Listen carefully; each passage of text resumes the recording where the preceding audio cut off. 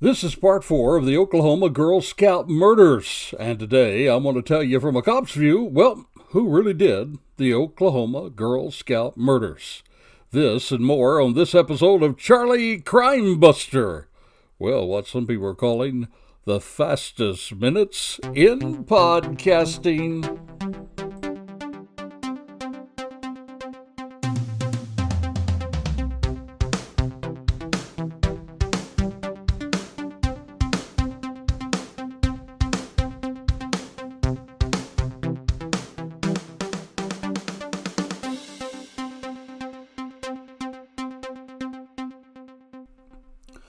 Well, hi there, and welcome to Charlie Crime Buster. Hey, we really do love hearing from new listeners every week. Thank you for joining us from the East Coast to the West Coast and beyond, even from other countries. As always, I would like to invite you to feel free to reach out with a shout out. You can email me, charliecrimebuster@gmail.com. That is charliecrimebuster@gmail.com. Hey, feel free to provide suggestions, ask questions, agree or disagree, or just plain old say hi. And for those of you that do, we'll reach back at you with a, appreciation gift. Yep, reach me this week, we'll send you a gift, a digital gift. Now, for those of you who would like to go on and help us do what we're doing, we would invite you to go to peacemakernetwork.com. That's peacemakernetwork.com. There you can become a badge supporter, BADGE. For as little as $3 a month, you'll not only help with our podcast, but you'll join us as we support our nation's heroes. Law enforcement, first responders, the military. And if you fit into one of those three, have or do, then join us by going to the Hero Portal. There you, as a hero, either in law enforcement, first responder, or military, you receive some immediate benefits for free. Again, that's peacemakernetwork.com. Now, don't worry if you didn't get that down. We're going to provide links to all of this in our show notes. Also, if you have not followed along in our series, that's a series on the Oklahoma Girl Scout murders, well, be sure and get caught up. You can actually find us on your favorite podcasting platform. There, you'll see us as Charlie Crimebuster Crime Talk. Just go to the search bar, Charlie Crimebuster Crime Talk, and you'll find us. Or you can go, again, to peacemakernetwork.com. Go to that link, you'll find the Charlie episodes right there to click on. Be sure and start with part 1. Now, the Oklahoma Girl Scout murders, well, they occurred in 1977, and today we're going to get down to the nitty-gritty of it when it comes to identifying who really was responsible for these terrible, terrible murders. There was actually a trial and an acquittal. And officially, well, the case remains open. So let me ask you, who really did it? Well, we're going to answer that for you, but first, it is time for us to share our Crazy Crook Story of the Week. We share these weekly in order to take a deep breath before we dig into some very heavy crime stuff. Hey, let me ask you another question. Do you ever just take time to read what some people display on their shirts? That's right, on their shirts. It can be quite amusing and sometimes shocking. Hey, I have a favorite of my own that I wear. It says this, I am having a good day. Then under it, don't ruin it. I saw another the other day. Well, it said this, bad decisions make good stories. Oops. There are some clever ones and some not so clever ones. I want to tell you about one that was not so clever. And that makes our Crazy Crook lineup. Now, oftentimes I read about these, but this one I witnessed firsthand. You see, the other day, I saw a young man who had just been released from a jail here in Florida. He was in his early 20s, had nice khaki shorts on, and a black polo. Looked pretty sharp, actually, for somebody just coming from jail. But get this. Across the front of that black polo was stitched one word, illegal. Now think with me here. He had just gotten released from a jail. and blazoned across his chest the words, "Illegal." Well, I looked at him, I said, I just gotta ask, hey, did you put that shirt on the other day and thought, well, I'm just going to go out and get arrested? Well, he kind of chuckled and said, actually, no. I thought it was just a joke, but I guess that joke ended up being on me. The joke was on me. So, my friend, if you're going to do something illegal and hope to get away with it, well, probably you should not advertise the fact that you're indeed illegal. Don't you think? Well, that, my friend, is our crazy crook story of the day.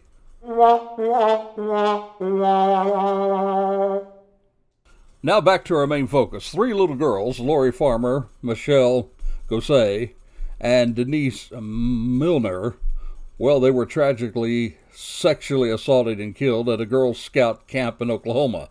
They were only 8, 9, and 10 years of age. Again, now, my friend, these are not just names on a movie script. They were precious little girls with loving parents who did not think they would go to a Girl Scout camp and never return home alive. Well, the first day of camp, these little girls all wrote a letter to home. Little Lori, she wrote these words to her parents. She said, well, something like this. Well, she said, quote, we're just getting ready to go to bed. It's 7:45. I couldn't wait to write. We're all writing letters now because there's nothing else to do. Couldn't wait to write. Michelle, she wrote her Aunt Karen. She said, Dear Aunt Karen, how are you? I am fine. I'm writing from camp. We can't go outside because it's storming. Me and my tent mates, well, we are in the last tent in our unit. My tent mates are Denise Milner, Lori Farmer, and my room is shades of purple. Love, Michelle. Remember, she was the one that I told you about that said as she left to camp, please make sure you take care of my purple violets. Well, all 3 of these letters will grab your heart, but this next one especially. It seems that this little girl, Denise, could sense something, that this place was not a good place to be. Little Denise writes these words, I don't like camp. It's awful. Mom, I don't want to stay at camp for 2 weeks. I want to come home and see Cassie and everybody. As the storm that night passed through the camp, well, these little girls did not know it would be the last letter they ever wrote. Sometime late in the night or early morning, a real human evil monster or monsters sexually assaulted these precious girls and violently killed them. Now today we're going to review the different suspects, and I'll give you my opinion on who really did this horrible act of violence on these innocent, precious girls. The first suspect, he emerged from the investigation very early. He was a local Native American by the name of Gene Leroy Hart. He was actually a local high school football star who could have gone to college on a college scholarship, but chose instead to stay in the area, got him a job, and got married. Well, this young man turned to a life of crime. He had already been convicted of kidnapping 2 pregnant women in Tulsa, taking them out into the woods to rape them, and left them for dead. Thank God they escaped. Identified their attacker as Gene Hart. Hart did confess that he did indeed commit the crime. But amazingly, in just over 2 years, he was released. Can you get this now? He was released on parole. I guess that gives us an idea of how he could manipulate people and charm others. But it was not long, however, before he was brought up on other charges of his parole. He violated that parole. He was in the county jail to await these charges when he first escaped from that county jail. He returned to the jail, now get this, only to escape a second time from the same jail. And he had been eluding law enforcement now for 4 years, not 1 year, 4 years, my friend, and he was often seen around the area of the Girl Scout camp.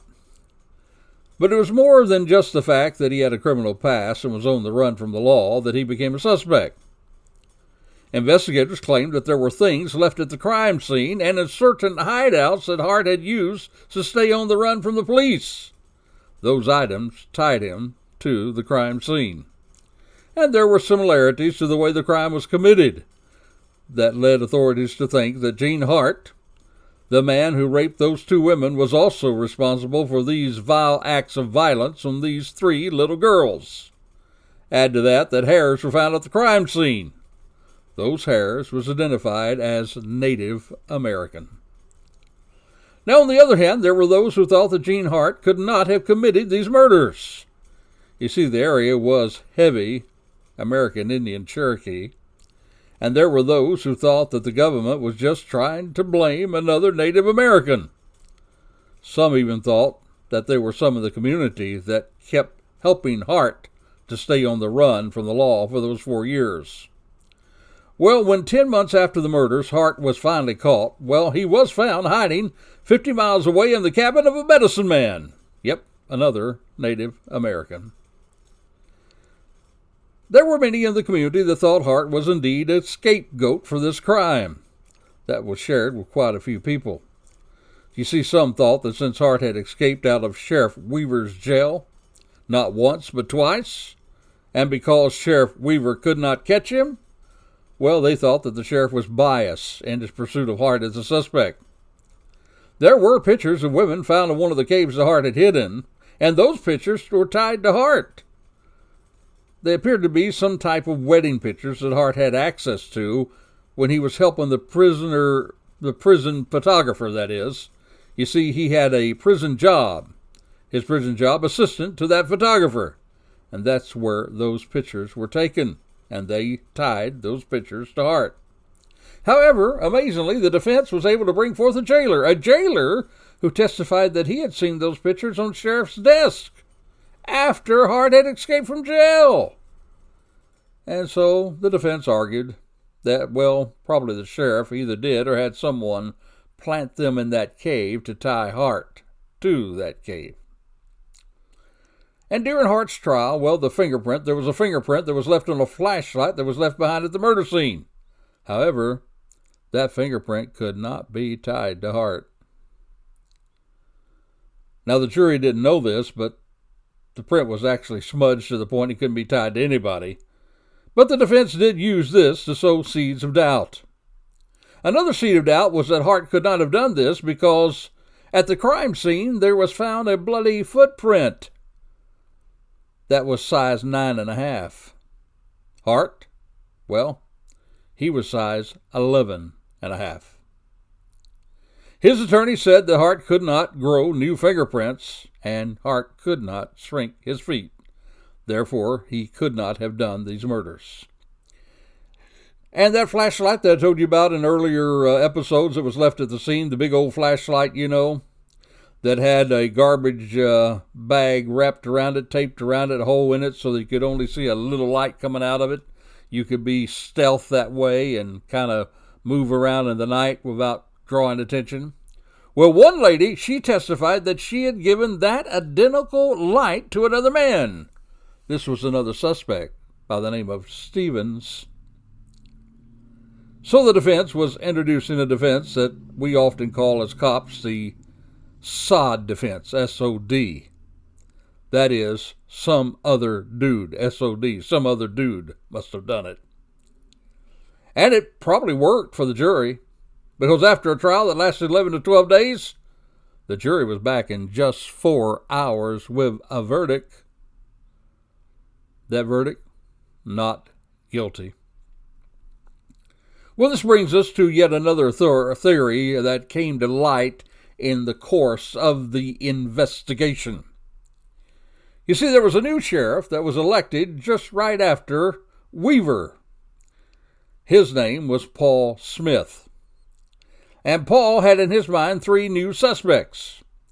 It appears he had seen a car following the Girl Scout bus when it was coming to the area. Paul was then working as a police officer in Locust Grove, which was located about 2 miles from the Girl Scout camp. He knew these men because he had arrested them. And then when he became sheriff and claimed that he would solve the murders, he went to question one of these men in prison. The man's name was Buddy Bristol. He was a Locust Grove resident. He was also known for stalking little girls and was torturing animals, part of the MO for a serial killer. He was in prison, among other things that he was convicted of. He was in prison also for exposing himself to children at a creek there in the area.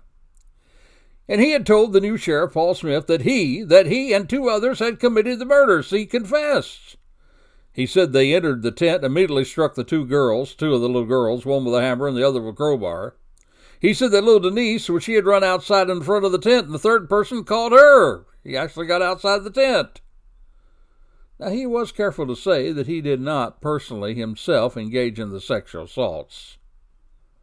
By the way, in a sick kind of way, it is common for a pedophile to admit to other, even more serious crimes other than the sexual ones with kids. He said they were going to take the bodies all away from the camp when something spooked them, and they left the bodies and ran, along with that flashlight. Well, when asked to sign a statement about what he confessed, Bristol refused to do so, unless he said he got a deal that he would not get the death penalty for the deed. When Sheriff Smith took this to the DA, the DA refused to even meet with Bristol, said he knew who had done the murders and he was already dead. As you recall, Hart, who was pronounced not guilty in the trial, that is, he still had to go to prison because he had to serve the rest of the sentence for other crimes he had. Over 300 years he had to serve. But after only a few months, he dropped dead of a heart attack after exercising in the prison yard. The DA thought they already had their man. But did they? You see, the new sheriff was first told about these men from an informant that he had. He was also told about one of the 3 men's sister, who said her brother came home the next day covered with blood, was very high on drugs, mumbling, those little Girl Scouts. Even though he had told his sister the blood was from a deer. Next day, he told his sister if she said anything about what he said that night, he would kill her. Bristol went on to say to the sheriff that they had got rid of the car and the clothes that they wore at the time of the murder. And the fact that this new information was introduced into the case, it was followed up by the fact that since that year of the murders, that car was never retagged, sold, or found. Now, on top of this armchair investigators who were telling this new information through a podcast, that podcast, by the way, was produced by area high school students, they came across different information, additional information. And they were led by a teacher-author by the name of Faith Phillips. She was also an attorney who turned teacher and author. And she found out about a man who was dying and wrote a letter talking about his nephew, who had seen these 3 men acting suspiciously around the time of the murder and around the Girl Scout camp. See, now the sheriff thought that he had collaborated the tale of Bristol about these murders.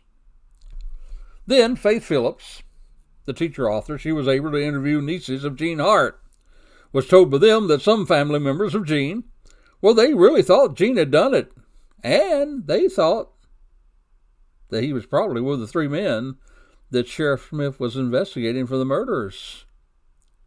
So now we have the theory that on top of the possibility that Hart did the murders, he did them, but he was with these other men as well. Now, all of this information was passed on to authorities, but really never got any traction. You see, the new Sheriff Smith, he got frustrated that his evidence was not received well. So frustrated that he quit law enforcement, went to farming after his first 4-year term. And now Faith Phillips, she has the torch. That's the school's creative writing teacher who was leading these students in this podcast. She was turned down by the state investigators, and she was ignored by the Tulsa Cold Case Squad. She mentions that she too had all but given up hope on this information ever being used to bring the girls' murders to justice. But then she was reminded of a new court ruling that stated the crime committed on Indian land could be investigated by tribal police or by federal.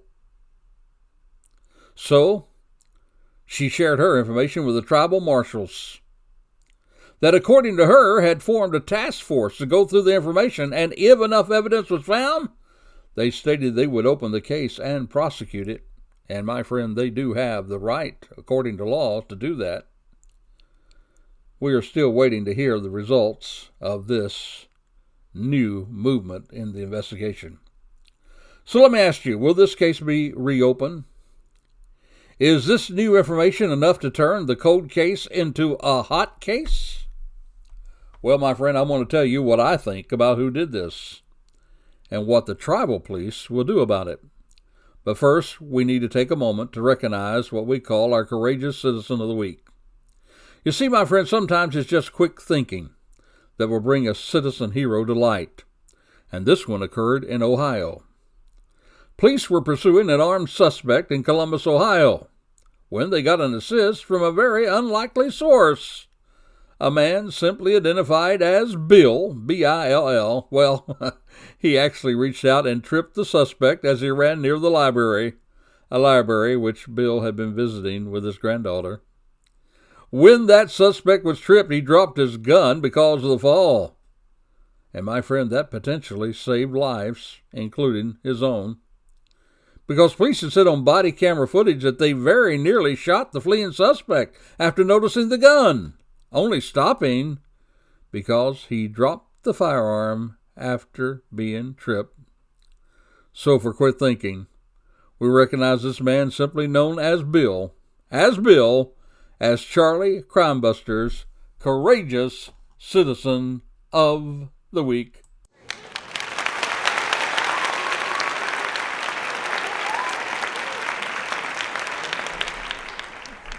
Now, my friend, here is where I stand on the Girl Scout murders. I do absolutely love to hear of cold cases turning into hot ones, like the recent Christian Smart case, where after 26 years, finally her murder was brought to justice, and mainly through the work of a fellow podcaster that brought new light to the case. This is not the only one. Just Google cold cases, finding justice through podcasts, and you'll see many that has brought new justice to victims' families. However, in this one, I believe the police got it right. The jury got it wrong. I believe that Jean Leroy Hart was a sole sexual predator that violently murdered these 3 little children. Now, there are some that say that one man could not have possibly done that, controlling 3 girls at the same time. Well, those people probably have not studied the actions of people like serial murderer Ted Bundy, who brought havoc with multiple victims, college students, that is, near Arona College here in Florida in just one night. You see, all it took was 2 strikes with something like a crowbar to put out Lori and Michelle, and then kidnap little Denise and take her out of the tent area to rape her. That one man could not have done this, well, my friend, that does not fly. One man could, and in all probability did that at that camp. But what about the fact that, according to Sheriff Smith, well, Bristol admitted and confessed that he did the murders along with his 2 friends? Well, my friend, confessing to something you did not do, well, that's very common in high-profile murders. The John Bonet case is a perfect example of that. Several people confessed to that murder who could not have possibly done that murder. You see, sometimes these people get street cred for that, and some people are just mentally imbalanced. You may then say, well, the confession matched what we read about the crime activity of the night. Well, that's easily explained. That activity was pointed out in public, not in just one trial, but 2 trials. The preliminary and the main trial. It was all that was talked about in that community. Everybody knew about what had taken place that night and the activity that was shared as the theory of the murders. Now keep in mind that while there were items that linked Hart to the site, there were none that really linked any of these so-called 3 others to the case. You say, well, what about the bloody footprint that did not match Hart? Well, that footprint was not tied to any of these 3 men that were mentioned. and by all probability, that footprint was made by the many who contaminated the crime scene on the day of the discovery of the bodies.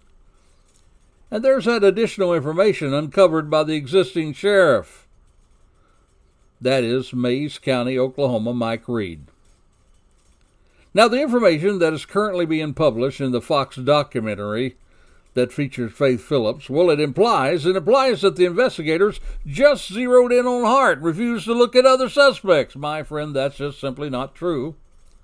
Over 139 some odd suspects were questioned and investigated, and all the known suspects were eliminated. By the way, the lady who said at Hart's trial that the flashlight that was left at the side of the murders, that she had given it to another suspect, Stevens, well, Stevens took a lie detector test and passed, had an alibi. And the lady that testified in those words, well, she admitted after the trial that she had lied, been paid off. She faced perjury charges. My friend, the same tape that was used to cover the flashlight that was found at the site, that same tape was found in the cave that Hart had been hiding in. Part of the very newspaper that was found in the flashlight left at the murder site to keep the large battery from rattling, that very exact same newspaper was found in the cave that Hart had hidden in. Now get this. 2 other items that was taken from the camp that night, well, they were found with Hart at the cabin where he was captured 50 miles from the campsite. And poor little Denise Milner, my friend, she was tied and taped to the tree in the same exact way that the 2 women that Hart had raped back in 1966. The same exact way. And my friend of the sheriff had wanted to frame Hart with pictures. Why would he put him in a cave away from the site? Why would he have not just planted them at the crime scene? He could have certainly done that, had plenty of opportunity to do that, instead of some cave where Hart was hiding in. I believe the jailer was either mistaken or maybe had an axe to grind with the sheriff. Or maybe he just wanted to side with the public opinion, thought that Hart was being railroaded, thought that he would help Hart out. That's my opinion. But my opinion about him being the sole person who did this, well, that's not just my opinion. The Center for Missing Children, well, it employs some of the very best investigators in the world. 25 of these looked at this entire case separately, from the beginning to the very end, and all 25 of the best investigators in the world. They looked at all the evidence, and they all reported that Hart alone, committed these murders. Next, there's what I call the smoking gun, or rather DNA. Now, when the murders took place in 1977, DNA was being studied, but was not being used by investigators to solve crime. There were 400 pieces of evidence that was logged in this case. And early in 1980, there was a DNA profile that very closely matched Hart's DNA. In fact, my friend, 3 of the 5 panels of DNA exactly matched Hart. It was to the point that Hart would have had to be one of 7,700 national Native Americans to make that profile. To me, my friend, that is beyond reasonable doubt. And later, under the new Sheriff Reed, well, he took a collection around town. They didn't have the money in the sheriff's department, so he actually went out and did fundraising. Raised $30,000 for a new DNA test. And here is what he says, concluding all of this testing. He said there is no subject, no person attached to the case that has not been excluded in one way or another. DNA found at the scene could only be matched partially to Hart. Nobody else. No one. No one, that is, except Gary Leroy Hart. My friend, there's no way that 4 people could have committed those crimes and yet only one person leave evidence behind connecting him. There was no other evidence, really, that pointed to anyone else.